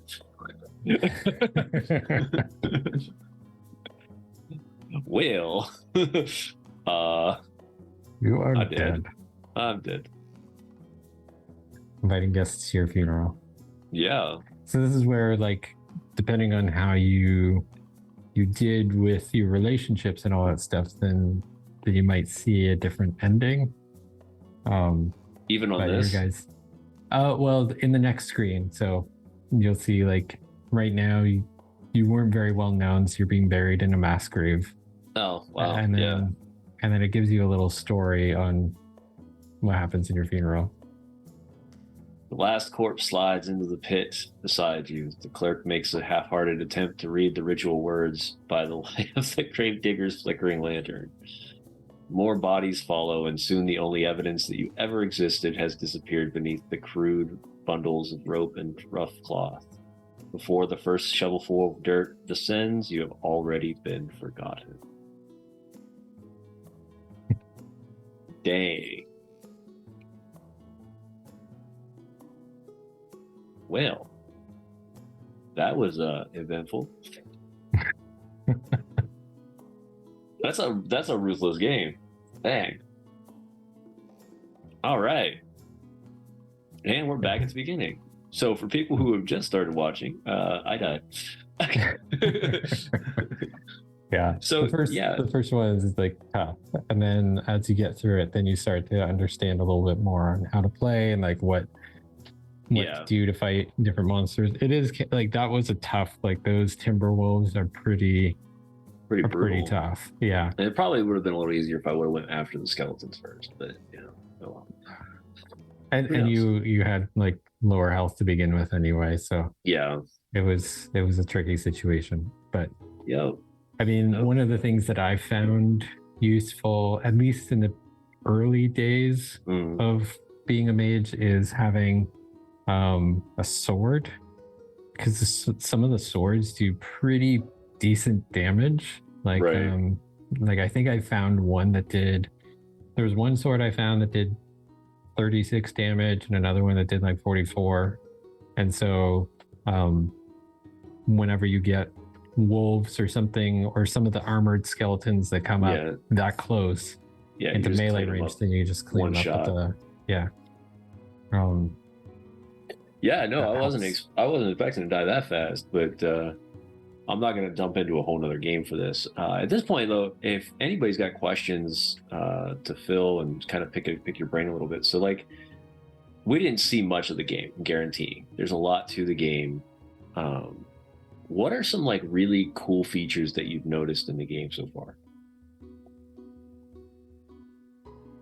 Is that specifically to me, or is that for the chat? No, that's specifically for you. Oh, like, what are some features that we missed out in the game because we're so early in the game that are just really, really cool that people are going to get excited about playing later on? I think seeing the whole relationship dynamics really neat, because as you build relationships with NPCs, it affects how they treat you. So, for example, like you might get favorable rates on products or selling products to somebody if you have a good relationship with them, versus if they detest you or loathe you, then they're going to put the prices up. Or when you try to negotiate So like you can do counter offers, for example, at the market. So if you want to sell something at the market or buy something at the market, then they give you, at least I think it's one per day, the ability to counter offer. So you can roll a persuasion to haggle the price at the marketplace. Oh, cool. You can do things like because it's supposed to be like an open game, you can do like, the goal is to make it as open as you possibly want. So you can actually go into the outfitter shop, for example, and try to steal something like you would in a D&D campaign. You'd be like, oh, can I swipe, these torches? And so you can actually, when you go into it, you have that option of just, checking out their services and buying the torch. But if you open their inventory, you'll see a little tab just above yours that has the outfitter's inventory. So you can open that up and see everything that's in the shop and then drag it from there into your inventory and actually attempt to steal it. And so the game will ask you to make a stealth check, similar to like a sleight of hand kind of thing. And if you succeed, then you will actually steal the item. If you don't, then they will catch you and your wanted level will go up. And so then you won't get the item because you won't get the item. Yeah. And it'll hurt the relationship. If you're I was rolling really bad on some of those things too, because we got hit with 2 of those nasty traps and I was rolling for shit. Yeah. And having the right spells for that too helps, because then like if you've there's a certain ice spell I think that you can cast to freeze, I had like the Arcane Insight in the block of ice and stuff. Oh, okay. And then you can get like there's a 10-foot pole that you can buy at the outfitter, I think, where you can like set off some of the traps with a 10-foot pole so that it doesn't hurt you. And nice. Yeah. So all those things that they tell you about in like original like D&D like edition 1, 2, where they're like, hey, the 10-foot pole actually is really helpful. You kind of implemented some of those tricks. Yeah, exactly. Cool. Well, yeah, no, that's good to know though too, because those are things that people are gonna, when they start playing the game, like, hey, go to the outfitter, grab a couple some extra equipment, things that you wouldn't expect you might need, because they might come in handy, especially this trap, because traps are brutal. Like, I feel like I'm playing second edition. Brutal. Traps are brutal, right? Yeah. Like even a door trap took me 24 HP, like just off the bat. I was like, holy crap! Like that's not even cool. Yeah, some people have like compared it to like hard mode, like when you're playing D&D hard mode or whatever it's called. Well, it's like those, I forget what book it is I have. It's like the Game Master's Guide to Traps, man. And you can build some traps that are like, oh, you're dead. What? Is it the Nord games, like Treacherous Traps one? I have that one too. No, this one was made by, no, I have it. Yeah, Game Master's Guide to Traps. They have a Game Master's Guide to Random Encounters, but there's a couple of them. And then he just released one that's like Game Master's Guide to Dragons, which I really want just because I'm a huge dragon fan. But yeah, let me see if I can find a Amazon link that. And some of the things too, like, so the combat encounters are going to get tougher because they have like pack tactics. For example, like the wolves, you saw the wolves going around you, they're flanking. So if they flank, then if they hit you, it does double damage. So it's kind of like you have to watch your flanks of just being like, you know what, I can't let these timber wolves get on either side of me, or else I'm gonna start taking double damage. So yeah, let me toss that up in the channel. So so this is the one I was talking about. This is the Game Master's Traps, Puzzles, and Dungeons. Nice. This thing is wicked, but they just released his newest book. I'm trying to remember what it's. I think it's Game Master's Guide to Dragons. I think Game Master's Guide to Dragons. Yes. So the Game Master's Book of Legendary Dragons. Nice. have And to it's check part that of out. the look at this. So this is something I didn't realize they had. So Game Master's Box of Unlimited Adventures is their like box set for this thing, which is a 3-box set deal. It comes with Book of Random Encounters, Book of Non-Player Characters, and Book of Traps, Puzzles, and Dungeons. Maybe it's something I need to do is build a an Amazon wish list thing just for people as they come play and want to purchase from our stream, because we mention a lot of stuff usually. There's so many resources that we've been talking about that people should check out. Resources are like my thing, man. I've got books upon books of just resources for DMing. Now the goal is to actually utilize those properly and consistently instead of having them on my book using one at a time. If I could build full things. I still want to do a campaign of what's it called, Dark Matter, and the Skibbles Codex of Companions. Ooh. And kind of like having like a space Pokemon D&D campaign. Yeah, let's do that. That sounds fun as hell. It sounds dumb, but it sounds fun. I come down. There's another book, Nord Games, Loresmith, they come up with some really amazing resources and throw on this topic. Dangerous Destinations was an amazing book. So good. So good. We've used that a lot at Who's Roll. It's such a good book.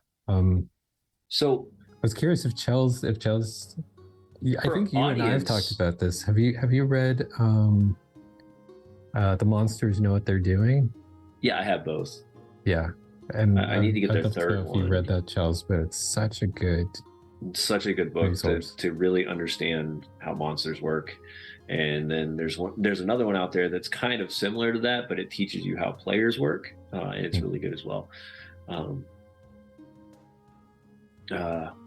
No, I know we've talked about this for a while, Phil, and I'd really love to implement that again and really run a Whose Role Is It, if you're up for it. And I'm willing to GM it as well if you can. I can work and like build the story real quick. But what we want to do is we want to utilize. What I'd like to do is not only do those, but then kind of have like the rap sheet at the end of the session that says these are the tools that we use to build it. Because this is what people are looking for. This is how they want to create campaigns. This is how they want to create adventures. If people would like that, like, let me know in the chat, and especially if you're in Discord, let us know in Discord if that's something you'd be interested in. What we'll do with that, and Phil has been amazing with this in another stream a while back, is we take 4 players, we randomly generate them on D&D Beyond, or in a way we'll figure it out, and then we grab 2 or 3 books and we use those books to create the adventure. All randomly generated too. Yeah, all randomly generated too. So anytime there's a table generation, most of those generations we do early just so we have it ready for the show. But it would just be fun. And then and the last thing that people don't realize is that the characters are not presented to the players until the night of the show, which is a lot of fun. Homesick stuff. Welcome, man. Thank you for the follow. So I think it'd be a lot of fun. I think it'd be a great way to pick up on days where we've got lack of people, or our audience, or not our audience, but our team is just not fully, ready to take on a new adventure.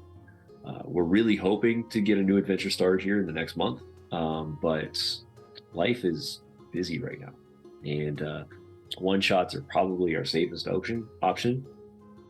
And I haven't had a chance to play in a while, which I think would be great to play. Yeah, I just literally watched the D&D movie for the first time this past week, and it just got me amped to play some more D&D. And I was supposed to play last night. Last Saturday was my night to play. We play every second Saturday with my home group, and it ended up being canceled. So I'm a bummed out that I didn't get to play after watching the movie. Yeah, no, I feel you. I mean, I'm kind of, I kind of go, I'm in the up downs lately. So I was like, okay, I'm ready to play. And then we've had so many cancellations, not only just in our show, but like across the board. Yes, I just Chelsea's it's my new favorite movie. I totally agree. It's so good. It is good. And if you have Paramount Plus, you can already get it now. So there's that. My wife has watched it 3 times this week. Wow. Like, I thought I loved that movie, and she's watched it 3 times. Does your wife play? She does. Okay. She started playing about a year and a half or 2 years ago. I started walking her through it. Actually, her first time playing was using because I bought for my kids about 2 years ago the board game D&D Begins or Adventure Begins or something. I forget what it's called. Yeah. And when I brought it home, my wife was like, "Oh, we'll try it." Like after my kids went to bed, and we played 3 or 4 nights straight of the board game, and she loved it so much. She's like, "All right, I'm ready to play actual D&D." Yeah, and you're like, "I've been playing this for years. Like, come on, get on the ball, girl." Yeah. So she jumped on, and I was so excited that she wanted to play. And then after DMing a couple of sessions with just her, then she wanted me to find a group. So we started a group, and we played for about a year and a half, and we finished Storm King's Thunder. And then after that, our group kind of dropped off. But when the movie came out, she really wanted to see it. And then when it just showed up, because I forgot I had pre-ordered it on iTunes. Right. And so it showed up on my library on Tuesday. And so, yeah, she's watched it 3 times, and she really wants to get back into playing.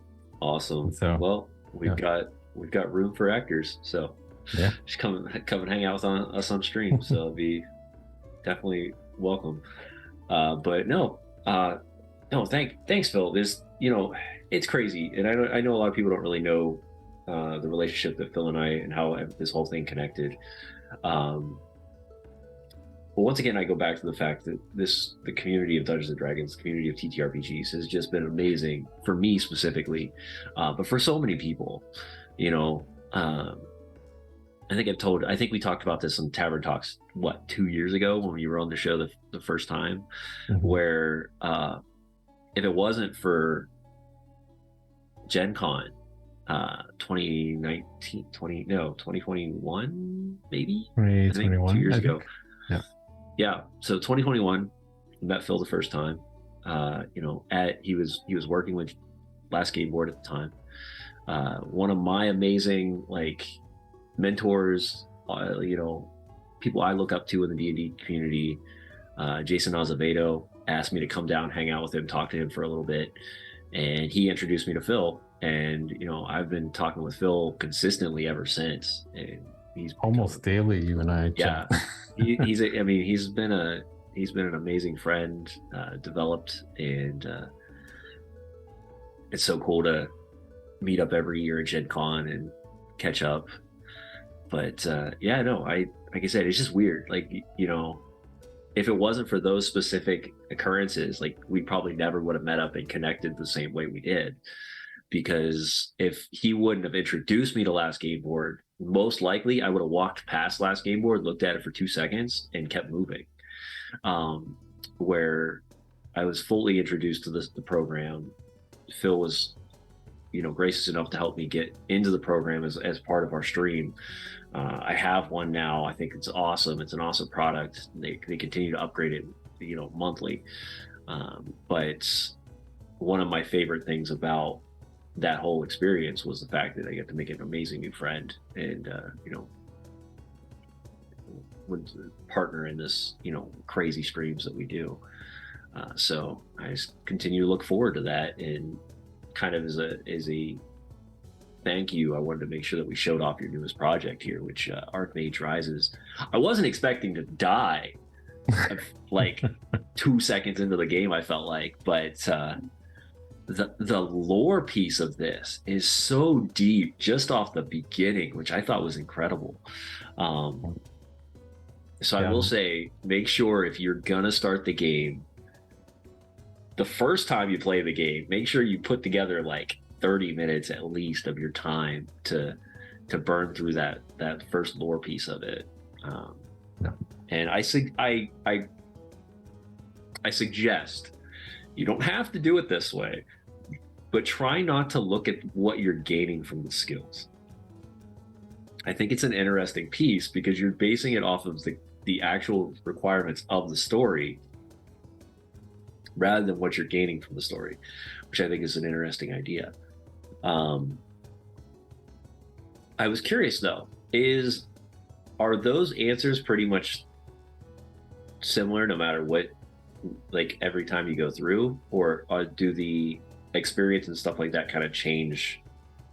It does change. Like Okay. sometimes, like the last time I went through it, and that point where I forget who it was, one of the students like came across this spell that you're not supposed to learn until you get into the conclave or whatever. So the last time I ran through it, if I chose to learn it, I picked up the spell, which was Arcane Shield. So nice. They do shift on what it is. It's not going to be the same thing. And awesome. And the stories pull from a pool. Like we're going to expand on it even more, but there are more stories there that could have happened. Like there's one that's a runaway cart and it's about to smash into one of the students. Do you like push the student out of the way? Do you like shoot the animal with something? Do you like jump on and try to rein it in? And so there's more options that you can choose from in that whole character creation process. And then if you decide to go, something new we added was the quick character creation, because obviously like if you just died here and then you want to jump back in, you may not want to go through the whole process of going through school again. So you can pick the quick gen, which is basically like pre-gen characters, which give you like certain spells, experience in certain schools, and then your equipment. So it's basically it's just a pre-gen character. That's awesome. Yep. Well, friends, like I said, I'm not going to restart this because we might do it again another time, and we'll rebuild a whole new story, and we might pre-gen it just so we can go through the whole story, the actual game next time. But I think this was a cool way to hang out, play some D&D-esque, and it was really cool to have the audience. So if you want to do this again with us and you want to help us with the story, which is what this is really about, let us know. Specifically, if you can hop over to our Discord, give us some information on there, and we can plan a day where we can all come in on stream and we can play this together, and you can influence the ridiculousness of this game, which is pretty awesome. So check it out. Head over to Steam if you're interested in it. It's in its like beginning stages, early access, but it's only what, 30. It's not showing money for me right now because I already bought the darn thing. What is it, like $30? $30? Yeah, so $30. Come check it out. It's going to continue to upgrade. Get it while it's still at this price, because as they grow, I'm sure the prices are probably going to go up, because there's a lot of stuff that they're planning on adding, for what I've been told. I know we talked about stuff on the other stream that you were on. They've got mounts, they've got magic, you've got the ability to build your own mage towers. Build your own mage towers, all sorts of craziness. Not to mention, sadly, we weren't able to see characters get older, which I thought was going to be kind of cool, but we missed that part because I didn't make it that long. So, oh well. I don't even know if he made it to 17. Yeah, I didn't even make it to 18. I wasn't even an adult yet. I was gone. So that's what happens when you see. Moral of the story, kids, stay in school. That's all I'm saying. Don't get expelled early. Don't get expelled early and get kicked out. You get killed by Not wolves. A good idea. All right. Well, thanks everybody for hanging out with us, for helping make the decisions, and thanks, Phil, of course, for showing off this awesome game with us and giving us kind of the rundown of how it's all played. If you like this stuff, you want to give us a follow, be greatly appreciated. If you hop over to YouTube, give us a subscribe there. If you like it a lot, you can always give us a tip here and there on all sorts of different ways. We also drop weekly, bi-weekly characters that you can play with your own campaigns on our Patreon, and that's for a meager price of $3. And if not, you'll see us on Wednesdays and Sundays as we continue to play goofy games and talk amazing things about the TTRPG community. And until then, I hope everybody had fun, and we'll see you guys all on Wednesday with a good friend of mine, Tails Arcane, who will be coming back for the second time as we find out his new adventures, and we bring a new character to the tavern. If you missed that, you don't want to miss this one. It's going to be a great time. So have a wonderful evening, guys.